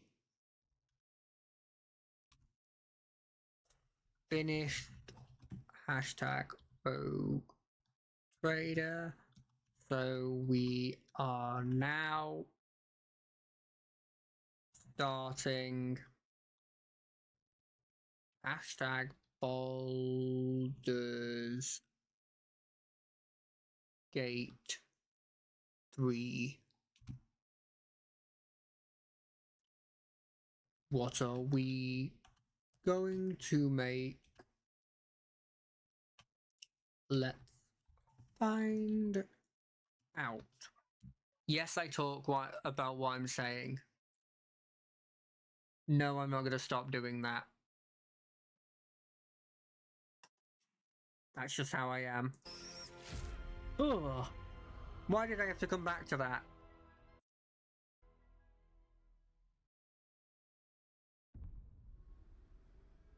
Who are you? No, I don't reset the tutorials. I know everything. Okay. Now, the important thing is there's only really two options here. Do we go custom or Dark Urge?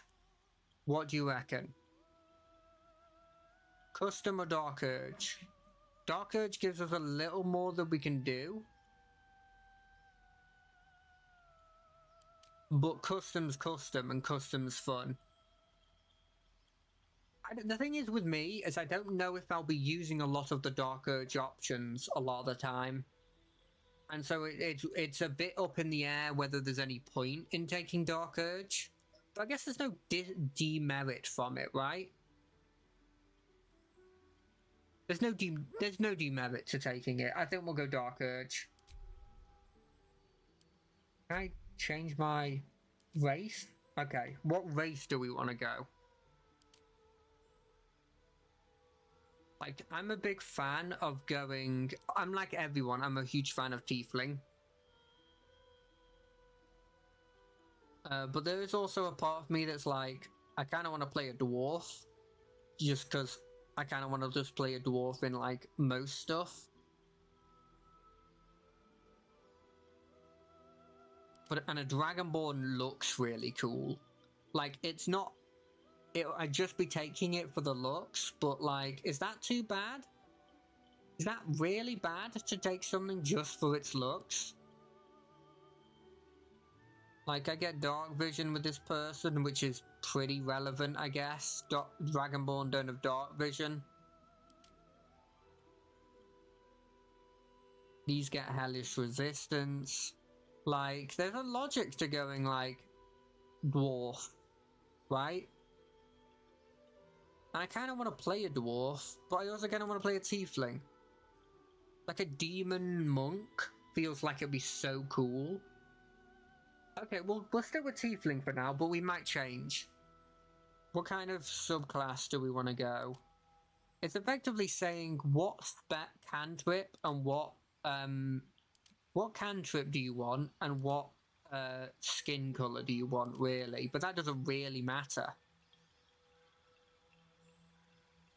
I kind of like this. That's not bad. It at least allows me to have a better chance of oh, it's not persuade, it's perform. But it gives me a better chance of succeeding on those checks. And I do like Zariel. Zariel's probably one of my favorite demon lords, sorry, archdevils. Leaders of, like, layers of hell. Right, this is the most important part. And if I change this, I might change my races as well. And my thinking is this: Barbarian's out the window, mainly because I really like Karlesh, and I'm probably gonna have her on my team. And two, I find generally Barbarians they've done better in this, and with all of the abilities the weapons have and other stuff you can do, it is better. But generally, I find them a bit boring. Bard, there's a running joke in my friend group that I absolutely hate bards. I don't hate bards, but I don't want to play one. So these two are out. Cleric, absolutely love clerics. I've played so many clerics.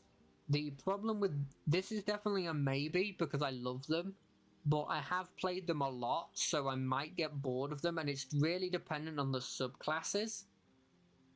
Like, Life Domain, I could take it or leave it, right? Light Domain, it's a bit boring. I've played one of these before and it's not incredible. They have upped that ability a bit more. They've technically buffed it, because it used to be if you had any alternate vision, it didn't work. Knowledge Domain...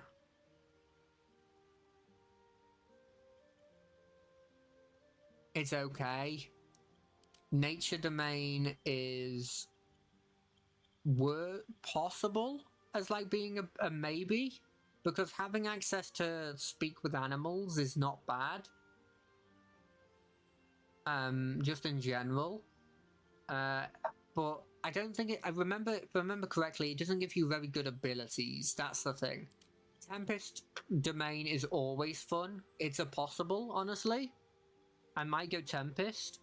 And War Domain's also a possible, but unlikely.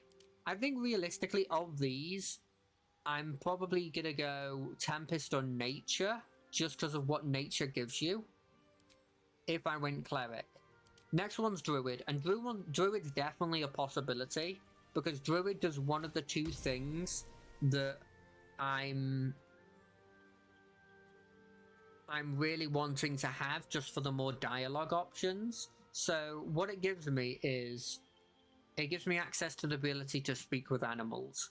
And the ability to speak with animals is kind of really useful, because it allows you to then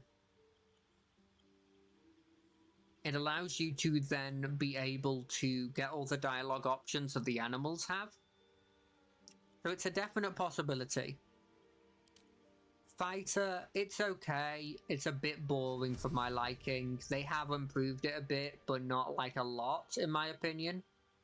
Monk is something I've always wanted to play, and they've buffed it and made it interesting in this. Like, a lot of these abilities are really cool.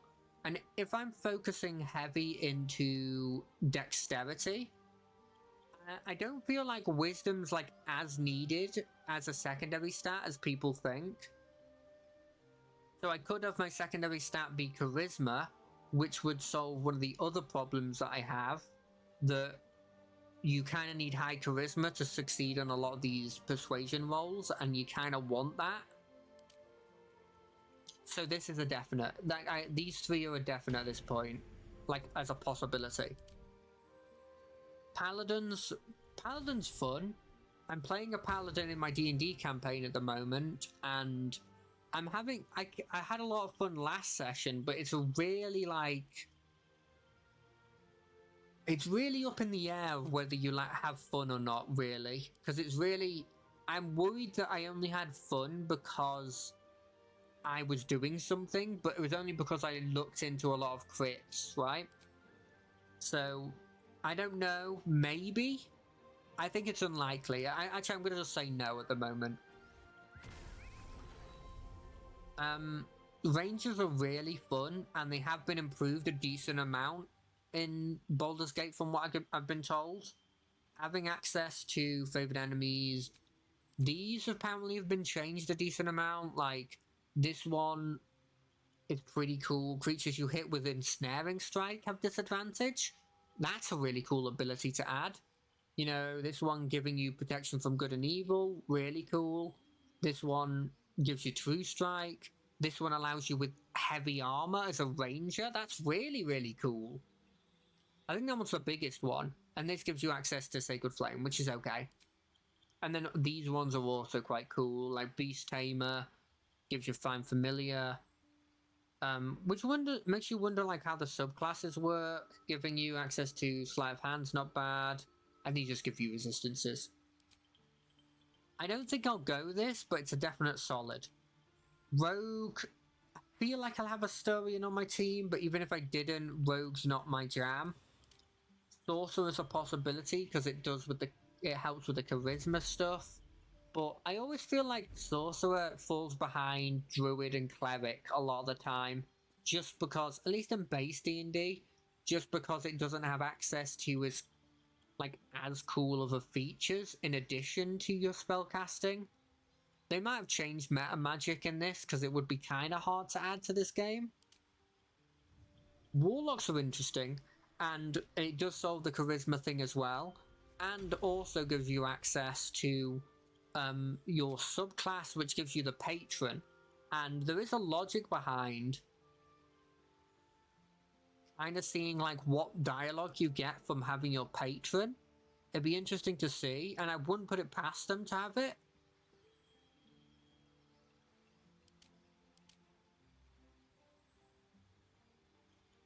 And it's kind of cool. It's kind of cool. I don't know if I'd want to go this one, because I don't know if the Great Old One would really talk to me, but I feel like if I went Archfey, there might be some cool decisions. But that's in the definite maybes. And Wizard, no. I find Wizard just to be a more boring version of all the other magic casters. Don't fight me. Maybe it's more interesting in terms of magical ability than Warlock, but Warlock has so much more going for it. So really it's down to 4. Cleric, Druid, who I really like, and solves one of my problems. Monk, that I really like and I really want to play, but doesn't solve either of the problems. And Warlock, that I like, that solves one of the problems, as I said before, for the other ones. It might be notable to say that we will have Shadowheart very likely in our group, and she is already a cleric, so it might knock that one off the books. Druid, I did play Druid before, and I did really like playing Druid before, but Warlock's there, and Warlocks are really cool, but they have access to less stuff. And I've always wanted to play a Monk, but then how do I do... I won't have proficiency in the things I want. I think I'm going to go with my heart, and I'm going to go with Monk. Background is the Haunted one because of the thing, which just means I don't get the skills that I would very much like. This is the recommended, but instead what I'm going to do is we're going to move that to there. We're going to knock down strength by 2 and knock this up by 1. Knock this down by 1, up like, I don't know, like constitution? How does that look? I think that looks good. Let me change my proficiencies. Can I get persuasion? No. Ah, that's annoying. That's really annoying. Do I continue going Monk? I won't be able to persuade. And I'll have no one to do... No, I'm trying Warlock out. Am I trying Warlock out? Oh, this is such a hard decision. This is such a hard decision. Because if I go Druid, then maybe I miss out on persuasion rolls. But if I go Warlock, I miss out on speaking with animals regularly. And being able to do nature-specific, like, stuff. This is so annoying. You know what? I'm gonna just do eeny, meeny, miny, mo. Eeny, meeny, miny, mo. Catch it by its toe. If it struggles, let it go. Eeny, meeny, miny, mo. It's saying Warlock. We're going Warlock. We're going Archfey Warlock. Eldritch Blast is a definite. Blade Award. Nah, I'm fine. I don't need Blade Award. I'll take Friends. Spells. Fairy Fire is decent, but Sleep is not needed. Hex is pretty decent. Protection from Good and Evil is pretty decent as well. Let's take Hex. Fairy Fire. Do I need Fairy Fire?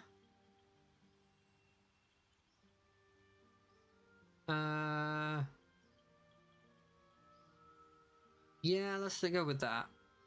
Abilities. Really? You want Charisma to be your second lowest score? Why are you got all this wisdom? Use recommended. Oh, it was keeping my old ones. Oh, so you have a decent spread here. I don't know why I have all this intelligence. I'm not sure I need all this intelligence. I'll have an extra dex, and I can't bring this to 18, can I? No. But I could bring this up by 2. I guess intelligence can go up. That's better. I don't get persuasion? Really? Why don't I get persuasion as a warlock? Yeah, we'll go for deception instead. Yeah, that'll be it.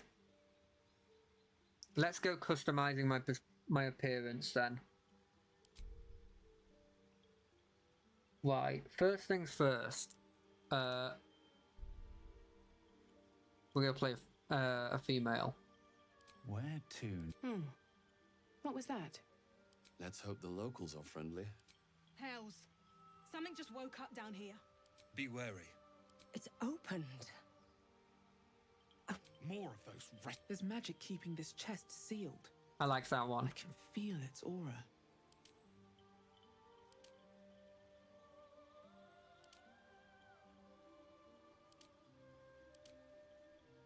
Okay. That's better. I was wondering, like, why I was getting more obvious feminine appearances. Let's go with that. I like the sort of sulfur tone. I would maybe prefer it a little. I think it was right where it was actually. Do I want a scar? Nah, I'm an archphase blibbing. I'm not sure that's. I guess it's adding wrinkles. That's not adding anything. Oh, okay, because. Okay, you can kind of see them when you do that. I kinda like the freckles. Like, yeah, why not? What is this? Oh! Why? Okay, I don't like that there's options for that. I'll stick with the default. I'm fine with just default. Body art. Do I want any form of body art? Like some like little birds is kind of cool. I like that actually. Little birds. Can I make them like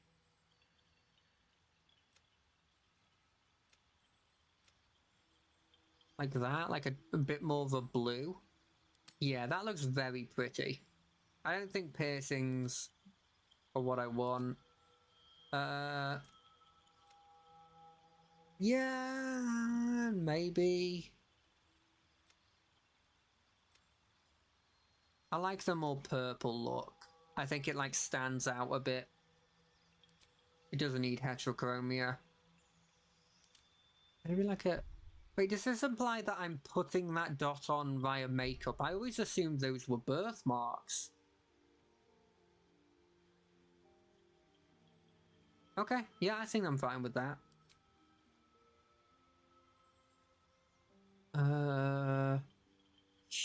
Tuberous. Let's have a look at this. That's really cool hair, but not what I'm going for. That's not bad, actually. I like that hair. It weirdly looked very good on her. I could never pull this off, ever.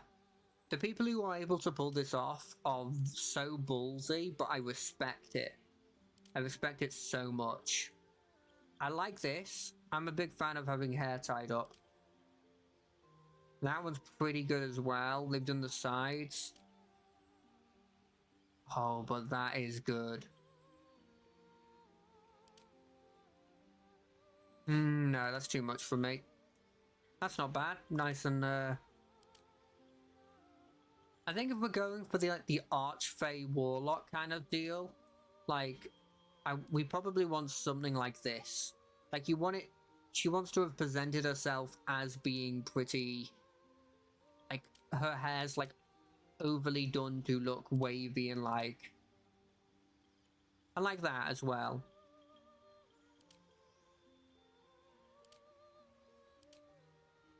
Like we want it to be not that she's just sort of put it into a bun, but that she's actually put active effort into it.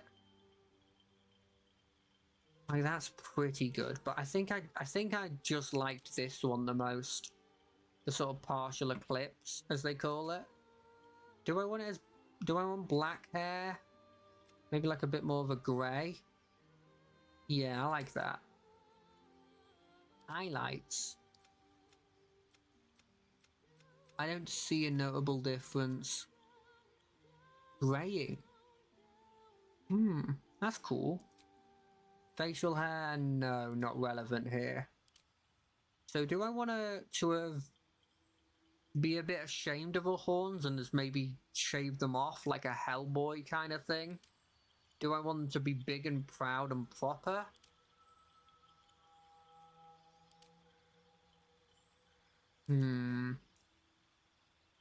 I don't. That feels out of place. Because of the hair, but I like the hair so much that I'm going to keep it.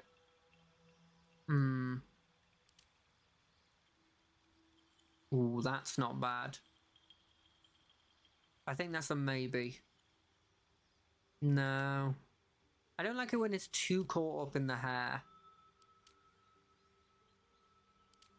I don't mind the ram horns though, they're kind of cool.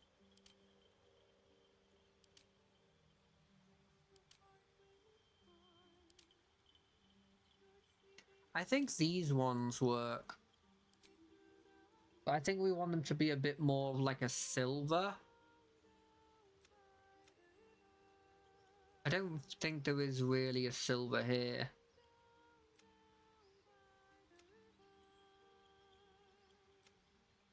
Like that, maybe?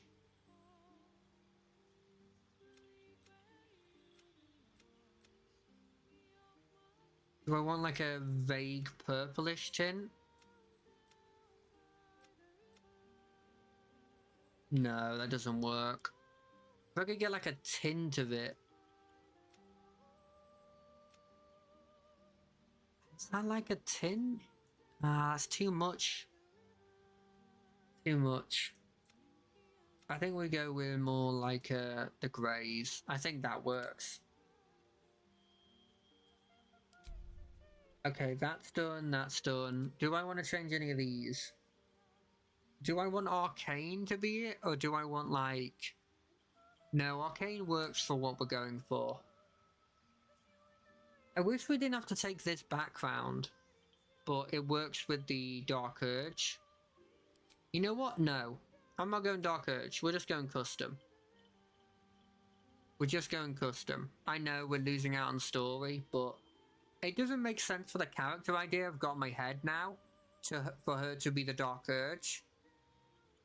Because why would she make a deal with then a different entity for no reason? Entertainer really works for like performances and stuff. Noble? Ooh, noble sort of archfey. Oh, that kind of works. Artisan? Nah, that doesn't work. Acolyte doesn't work. Scholzen, maybe, but I think it's probably between entertainer and guild and noble, because I just kind of like being a noble. Yeah, we're gonna go for that. What's the name gonna be though? I mean, I've got a name in my head, but it's a bit obvious. So, I don't know. You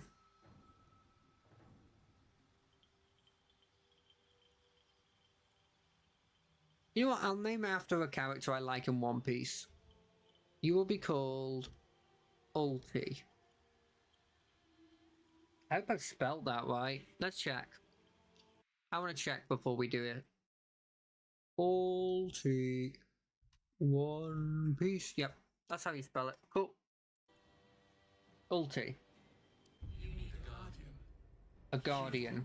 Do I want it to be a dwarf?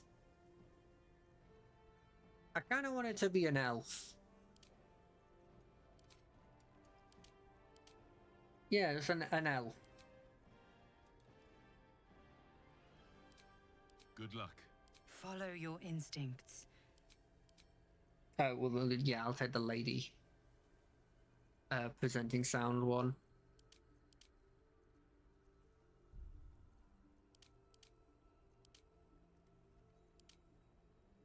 Yeah, why not? You can have like a scar. You're like the lady from Witcher 3, but older. Give you a little bit of maturity. I don't really think I care about that stuff. We could do like a little hint that she's trying to control me by having like the barest hint. No. I don't think you want piercings or any of this. I think that silver's fine. I don't think there's much I want to do for her. Can I give it like a... No, that doesn't work. It was worth a shot. Yeah, it's worth a shot. I still like the makeup. I like that hair. I think they did good with that hair. No, that's good. We'll do this, and then we'll have to call it. Because it feels like just such a good place to stop, because we're not going to go on for much longer.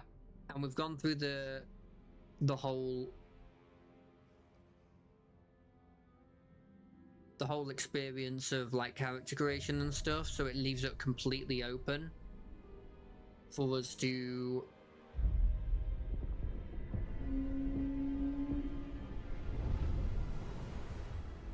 potentially play it next time. I'm sure like by this point everybody's seen this cutscene. It's a cool cutscene though. I don't know where they're attacking, because I don't think this is Baldur's Gate, because I feel like Baldur's Gate's actually a lot more prepared for attacks like this.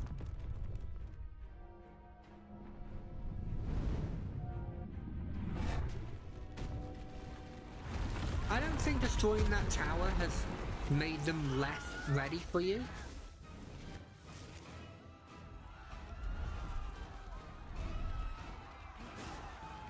God, imagine this, you just randomly living your day and then this is what happens to you. Just randomly a tentacle hits you and... Jesus, they were quick. This is how scary one of these ships is, the Nautilus. Like, these are each, at the very least, like, teenage dragons, right? And there's 3 of them. And they're barely able to fight one that's being piloted seemingly by one guy.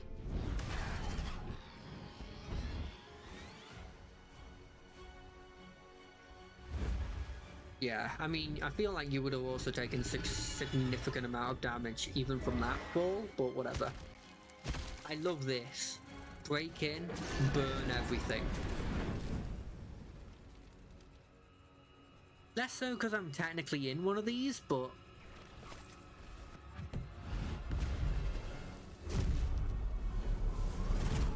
I wonder where this is. Do you reckon this is like Icewind Dale? It's the only icy place I know. I guess there's that icy place from the other module where you find like a spirit of winter or whatever. All I remember from that is the owl. Like the owl spirit kind of thing.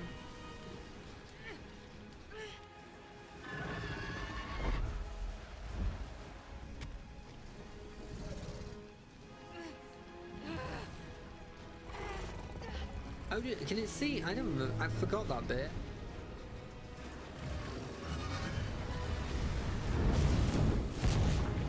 Ooh. That's a bad teleport. Those reddish creatures look like... reddish crystals look like they have creatures in them. Or like something in them. That's slightly worrying. Only slightly.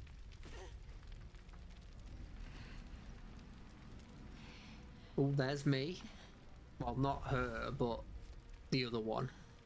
Actually might be worth going through this game as her. Because she actually comes across as the main character from this cutscene. Ooh, bad place to fight at. I love those things. I love the Blood War. Such a cool place. Such a blimmin' cool place.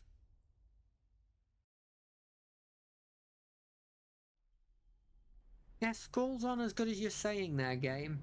Scrolls on as good as you're saying. There's me waking up.